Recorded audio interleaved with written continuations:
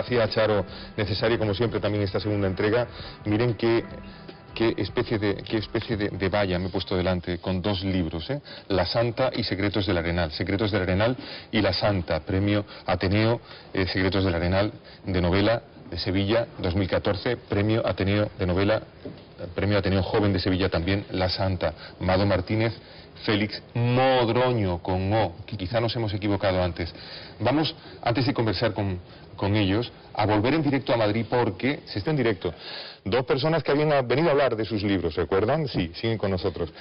No nos gusta por nada, lo sabe nuestra audiencia cada día, recurrir a tópicos, pero esto da para una novela, ¿no, Félix? ¿No, Mado? Totalmente. O para más de una novela. Totalmente. La salida, la descripción de esta salida hoy del hospital, corriendo hacia Lugo, el encuentro con la madre. Todo desde el principio, desde la incertidumbre inicial de la enfermedad, de las consecuencias que podría tener, del miedo de la sociedad, cómo se ha ido canalizando todo eso y al final, pues... No digas miedo porque Mado va a decir el miedo, la materia que más me gusta o una... Estaba pensando en las redes imaginarias de terror político que se generan con este tipo de noticias, ¿no? Bueno, de terror es la novela La Santa. No sabemos si solo de terror o principalmente de terror o ni siquiera eso, porque tiene más cosas, ¿no? Tiene el dolor de las señoritas separadas de sus familias para estar en el internado al que acuden. ¿Es solo de terror? ¿Principalmente de terror? Es de terror y de muchas cosas más. Es una novela de terror, de fantasía, de angustia psicológica y tiene unas pinceladas victorianas y góticas muy interesantes.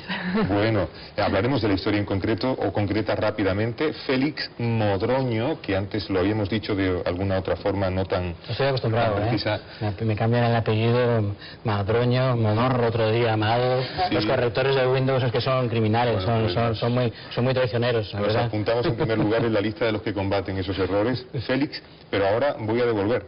¿Sí? Porque yo he leído diciendo Félix G. Modroño. ¿Esta G qué significa? Y me ha dicho el señor Modroño. González. ¿Es González? El González de mi padre, que no me dejó quitarlo de ninguna manera. Claro. Yo me considero más, soy más Modroño que González, pero la G dice mi padre, no, que tú eres hijo mío y tienes que poner por lo menos la G que yo pueda presumir en el pueblo, de que eres González, y bueno, y así. Que cuando la televisión pública andaluza esté mostrando la portada del libro y se encuentre con la G, tenga que decir esa G de Félix Modroño es la de González. Y esta gota que aparece roja en la portada, no sé si se ve desde el lugar en el que nuestro telespectador puede mirarla, no es una gota roja de sangre, sino que es una gota, o al menos en principio nos parece más bien una gota de vino, porque hay enología. Bueno, ahí hay duda. Está hecho con toda su intención porque es de sangre y es de vino. Ajá. Yo creo que es una mezcla de las dos. Porque Secretos del Arenal, bueno, pues es una historia que tiene dos historias y, digamos, al menos la primera de ellas tiene su gran ámbito en la viticultura, en la enología, en los sabores, en los matices, en los olores del vino. Eso es. Los protagonistas son sumilleres y, bueno, los he utilizado para hacer una especie de metáfora, para que la novela transcurra toda entre aromas, entre sensaciones, entre emociones, entre sentidos y que mejor, además, que adentrarnos en el mundo de la enología para hacerlo, ¿no? La primera cuestión que seguro ya le han planteado, que uno advierte al abrir Secretos del Arenal, es que está narrado en primera persona, pero quien narra primera persona es una mujer. Sí, es un reto. Qué difícil, ¿no? Bueno, era un reto que yo tenía. Hay mucha literatura escrita por hombres, mucha por mujeres, y entonces yo he querido hacer un ejercicio de decir, voy a escribir, voy a ponerme en la voz de una mujer, y de tal manera que, bueno, que el lector le dé un poco lo mismo quien esté detrás de la pluma, que esté detrás de la historia, ¿no? Y bueno, esperemos haberlo conseguido. Luego es muy interesante, muy bonito, ¿no? Ponernos en la piel de una mujer. Una mujer que se llama Silvia, que conoce, que ha hecho ciencias de la información y que conoce a un sumiller que le encanta. Sí. Y con el que inicia una relación, dice que sin preguntas ni respuestas, que será intermitente y durará mucho. A lo largo del tiempo, es una relación apasionada. Es una manera de mantener la pasión que tienen ellos. Una de las cuestiones que nos planteamos en la novela, que más allá de la historia, intentando profundizar en las relaciones humanas, bueno, aparte de los tabúes, de lo que seríamos capaces de hacer cada uno por odio, por amor, por venganza, he querido profundizar un poco en las relaciones, sobre todo de amor. Y el protagonista distingue de la protagonista, distingue entre los amores de pasión, recreo y compañía. ¿Cuál es la manera de mantener un amor de pasión a lo largo del tiempo? ¿Se puede alternar? En fin, esas cosas digamos que son reflexiones de la protagonista. La protagonista, que se llama Silvia. Mateo se llama ese sumiller que le encanta. Silvia y Mateo se encuentran con la novedad de que Mateo recibe un mensaje, no sabemos en principio de quién, que le dice: lea o lee, por favor, la novela Secretos del Arenal. Sí. Y tiene aquí otra historia que aparece. Inicia una nueva historia que está ambientada en la Sevilla de los años 40, en esa Sevilla de posguerra, hambrienta, triste, una ciudad sin pájaros ni gatos, una ciudad donde, bueno, donde la gente aún no pierde la alegría de vivir, muy condicionada por el clima político, donde hay represión, y toda esa, digamos, toda esa ambientación pues me sirve para que ocurra una cosa parecida que en la anterior novela, ¿no? Digamos que las dos novelas tienen relación porque ocurren cosas parecidas en las dos. Antes hemos dicho que la novela de Mado es de terror, no hemos puesto etiqueta de género a esta novela, quizás algo más difícil, sé que lo han preguntado y que ha dicho, bueno, es negra, es histórica, Mis novelas todas procuro conjugar los géneros, ¿no? Tanto me preocupa mucho la ambientación, todo el tema histórico, estoy muy documentado, el tema pasional, amoroso, y la intriga criminal. Y esta novela, desde luego, es mi novela más negra de todas. Y me atrevería ya a calificarla de negra emocional, ¿no? Una señora llamada Rebeca de las Nieves, quiso que existiera una institución, un internado para señoritas, y esta señora llamada Rebeca de las Nieves, que fundó esta institución en el norte de la península ibérica, en Asturias, si no recuerdo mal, en los Picos de Europa. En los Picos de Europa, y que se llamaba Rebeca, estaba enamorada de la obra Rebeca de la escritora británica Daphne du Maurier. ¿Cómo se pronuncia eso? De la escritora Daphne du Maurier. Eso, Daphne du Maurier, eso, es que no sabíamos si lo íbamos a pronunciar bien. Rebeca, y enamorada de ella, o impresionada por esa historia que llevaba su propio nombre, la institución que crea va adquiriendo el nombre de Manderley, ¿no se llama? Sí, al final todo el mundo llama a su colegio, a ese colegio que ella funda, ese internado para señoritas, Manderley. Manderley. Porque a ella le gustaba mucho esa novela. Ahí van señoritas jóvenes que un día, una vez, empiezan a desaparecer. Sí. Se desencadena una tormenta de nieve, una ventisca, que las deja aislados, como en otras ocasiones, en esa zona. Están muy acostumbrados, con el agravante de que en esta ocasión las alumnas empiezan a desaparecer una a una, y nadie sabe muy bien por qué es lo que está pasando. Todo el mundo está muy intrigado. No saben si se las están llevando, si se están yendo por su propio pie, se barajan toda suerte de hipótesis, y los lugareños se ponen cada vez más nerviosos porque tienen una especie de paranoia. Ellos piensan que en realidad se las está llevando la Santa, ¿no? Por eso la novela se llama La Santa, que es una especie de versión local que ellos tienen en ese concejo de la Santa Compaña, esa especie de procesiones de ánimas, ¿no? La Santa Compaña es, digamos, esa procesión, ¿no? De ánimas benditas, encapuchadas, que aparecen vestidas con su... Si uno además sabe que Mado Martínez es especialista en temas de ocultismo y en temas de fenómenos paranormales, uno empieza a sentir un poco de miedo, ¿sabes, Mado? Con toda razón.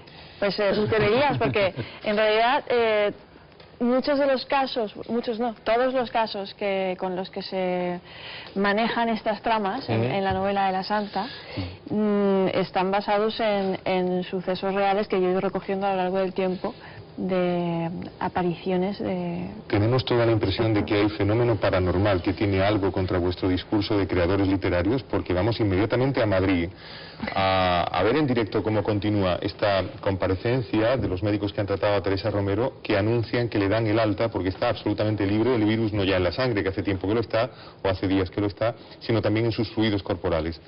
Elisa Núñez, desde poco antes de las 8 de la tarde tendrán cumplido información de esa comparecencia de Teresa Romero. En fin, este paréntesis, no sé si tiene alguna causa paranormal, pero se come gran parte del tiempo que tenemos. Van a preguntar también en nuestra mesa a los dos escritores. Una sola cuestión más, si os viene al pelo de lo que sucede, supongo que sí, cada mañana. ¿Por qué escribir, Mado? Yo creo que escribir es necesario. Y es necesario para el escritor y leer es necesario para el lector. Yo sé que hay mucha gente ¿Por qué? que no... Pues porque mientras escribes exorcizas una serie de sentimientos y de emociones que yo pienso que al final llegan a una catarsis y te permiten exteriorizar y ver desde fuera muchas cosas. Y al lector a su vez le permite vivir en ese mundo mientras lo está leyendo y identificarse y ver ciertos reflejos de su alma en esa historia. Reflejos de su alma, habla de exorcismo, de verdad, bien, a completo atractivo para la santa de Amado Martínez. ¿Por qué escribe? ¿Por qué escribe Gregorio? Félix Modroño, Gregorio. Félix Modroño, ¿por qué escribe? Bueno, es una manera de evadirme de la realidad y de distraerme, y sobre todo es una manera de conocerme a mí mismo. Estamos acostumbrados a vivir en una vorágine, en una rutina día a día, hacemos todos los días las cosas de manera rutinaria y no nos paramos un poquito a veces a reflexionar sobre lo interesante y sobre las cosas que realmente nos importan, ¿no? Y utilizo además la literatura para hacerlo. Preguntan en nuestra mesa, con rapidez, porque no es mucho el tiempo que tenemos, pero adelante. Es muy rápida porque yo no entiendo de literatura, desgraciadamente para mí. ¿Cómo que no? Bueno, me llama la atención Félix, lo que acaba de decir Félix, ¿no? Escribe para evadirse, y mi pregunta es, con esta preocupación cívica que hay, la gente está muy involucrada en casi todo, según vuestra percepción, el lector que busca ahora, evadirse, como has dicho antes tú, o está buscando proximidad con la realidad. Tú antes hablabas de aromas. ¿A qué huele la vida ahora mismo, según un escritor? Yo entiendo que el lector, hay muchos tipos de lectores. Realmente yo creo que el lector lee para entretenerse, pero también quiere ver... las novelas, las historias tienen que ser verosímiles, con lo cual no nos queda más remedio que profundizar y estar al tanto de lo que está ocurriendo para que el lector también tenga esa sensibilidad. En mi novela Secretos del Arenal, precisamente, también reflexiono sobre el día a día, sobre cómo vive la sociedad, y bueno, yo creo que al final la gente se ve reflejada en las historias, ¿no? Pero desde luego, sobre todo, vive otras vidas, otros mundos, como ha dicho Amado, y es una manera necesaria y el lector, bueno, es un placer, el que no tenga el placer de la lectura, que me da una pena tremenda, sentarte en tu sillón, leer una historia en silencio, con tu musiquita, la verdad que es uno de los placeres más reconfortantes que existen, y yo invito a la gente a que coja el libro adecuado, porque muchas veces las personas no cogen el libro adecuado, y que lo disfruten y que van a repetir seguro. Bueno. ¿Tiene que tener mucha verdad un relato de ficción para ser bueno? Tiene que ser verosímil. ¿Verosímil? Sí. Tiene que la verdad en novela, nosotros nos permitimos hacer cosas, pero sobre todo el lector se lo tiene que creer. Tenemos que llevar al lector. Hombre, dentro de lo que es la teoría literaria, que la estudio mucho en la universidad, sí, el mundo de ficción tiene que ser verosímil. Ajá. Muy bien, tiene que tener categoría de verdad, se nos ha dicho en alguna otra ocasión. No sé si expresa lo mismo. Verosímil. Verdad no, que tú pienses que eso puede llegar a pasar.